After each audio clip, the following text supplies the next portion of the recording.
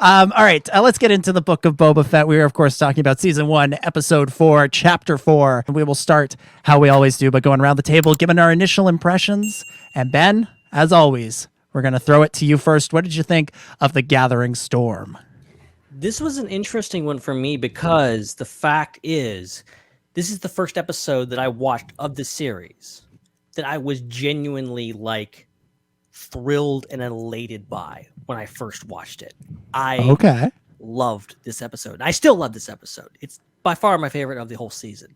But like, the other episodes, and I've kind of even talked about that, I think, on a couple podcasts. I'm like, I need to stop judging these episodes based on my first reaction because it's always real weird.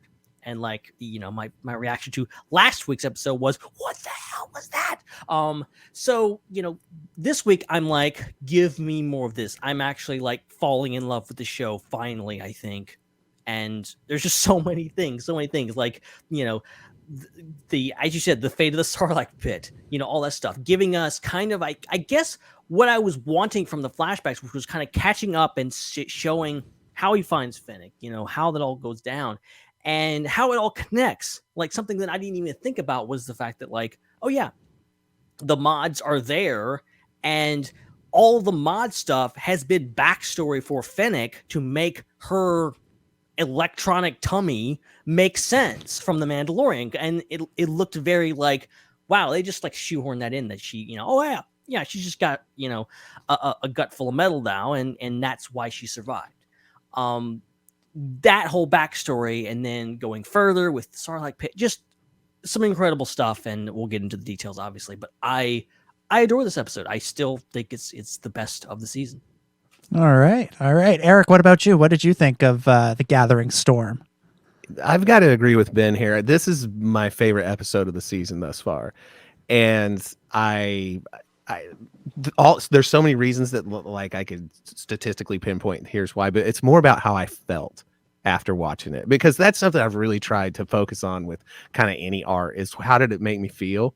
And I felt so great about this. It was funny. It was nonsensical at times, and it explored aspects that I didn't expect to explore, like the Sarlacc pit, and everything about it I loved, even the stuff that was ridiculous, the rat catcher, and just all of that.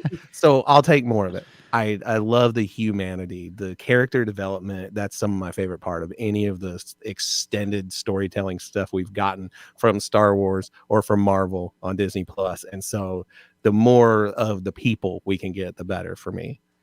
All right. Chris, what about you? I hated it. No,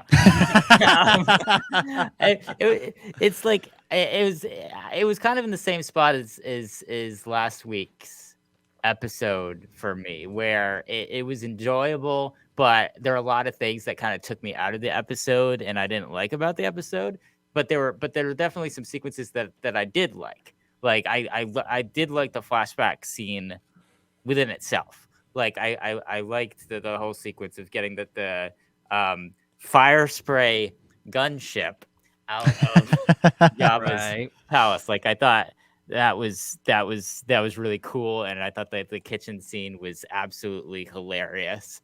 But at the same time, like, I was kind of wondering, like, why are we seeing this and not like stuff that's forward in the timeline? Like, why aren't we seeing a cool scene with the fire spray gunship in the present tense? Why do we have to go backwards?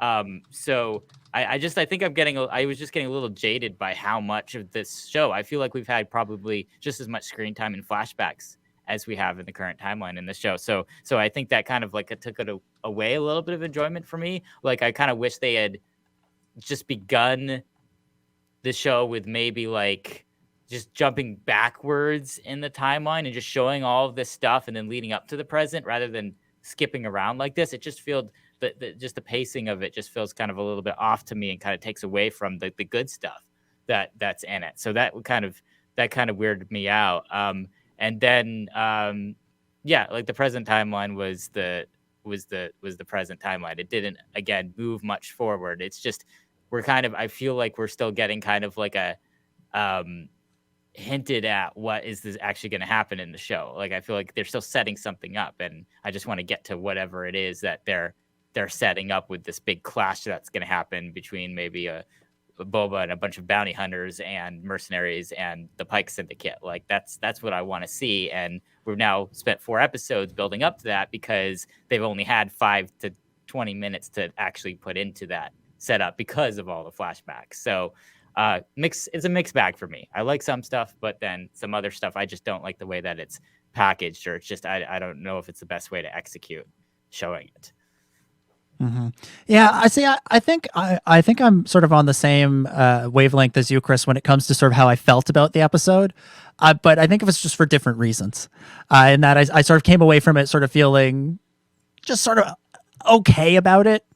But to me, it just sort of all the stuff with Boba and Fennec. This was the first week where I was watching the flashback stuff, going, I don't know. I don't know if I needed to see all of this, because what I loved about the first 2 episodes in particular, and really it's the second episode and the way they handled the flashback in there, is that they were able to tell sort of a really interesting, really good, really well executed story about what Boba was doing, and it was something new, it was something kind of unexpected, something kind of different. And then and that was sort of carried through the first and third episodes as well. And then this was sort of the first one where it sort of felt like they were going down a checklist, going like, all right, what do we got to show to make sure everything's on? We got to everything we need to on the show. All right, how does he get Slave One back? All right, we've done that. How does he make Fennec Shan? All right, we've done that. And he's got to deal with those biker gangs somehow, so we'll do that too. And he should be looking for his armor as well. All right, check. And so it was the first time I sort of felt like they were sort of like a little bit of a checklist of like, okay, we got to show these things because otherwise, quote unquote, it doesn't make sense. And I just sort of felt like you have this really interesting structure that you're using to tell your stories, and you can do so much with it. You can do so many interesting things with it, and you've shown how effectively it can be used and how it can subvert our expectations and do different things. And this was the first week where it sort of felt like, okay, we're doing flashbacks just for the sake of doing flashbacks and doing them to catch up with it, which, you know, in and of itself is not necessarily a bad thing, but they also just didn't do it for me on like on an emotional level. Like I like this is now 3 out of 4 weeks where I felt like the action on this show is a little bit subpar. The 1 out of 4 weeks I thought the action is incredible and better than anything else. It's the best we've ever seen. Again, episode 2. Yeah. And then this week, the breakout with Slave One, it was okay. I literally couldn't disagree more with pretty much everything you said. And when you started talking, Ben, I was like, all right, this is going to be a good episode of the show. Well, I think for me, and this is one thing that kind of stuck out in my head, that's like, okay, why does this like resonate with me? Like, I think the other flashbacks didn't really do it for me a whole lot overall. Like, I like the Tusken stuff. I think episode 2 was fantastic, especially with the train heist and everything like that. Like, that was great stuff. But I think a lot of it for me was, you know, it was a lot of just visuals. It wasn't a lot of talking. It was more, you know, and obviously Boba and the Tuskens have a hard time communicating. There's kind of a language barrier there, and they can do the kind of sign language, whatever, which is fascinating and great, but it's also not good for like exposition or like, you know, finding out what our characters are feeling, what they're thinking, what have you. This episode actually gets down to business with like Boba, and you get several scenes where he's talking about, I'm tired of working for idiots that want to get me killed.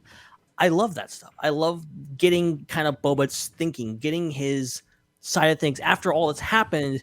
Now to actually hear him talk about this stuff and go like, this is my motivation. This is why I don't want to do this. This is why I want to, you know, build a house of my own, why I want to take over Jabba's palace, why I'm not going after my armor and getting out of here.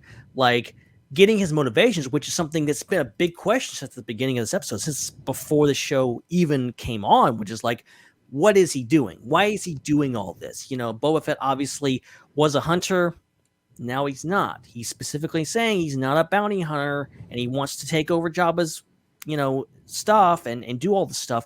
Why? This episode, for me, gave me like the clearest vision of like what Boba's actually wanting to do, and I like that a lot. And and obviously I think I was looking forward to Fennec showing up, and I think getting her more in this. I feel like the show so far really haven't got that much Fennec. I think we've been lacking in Fennec content, and I think this gave her a lot of good screen time. She was in the present and the flashbacks, and gave her a lot more time to get more in her head too. So for those two things, I think that's what really resonated with me. Yeah, and I will agree, Ben. Like my favorite parts in the flashbacks were the two campfire scenes where Boba and Fennec are sitting around the campfire talking about what they want out of life, what they're trying to do, what they want to do.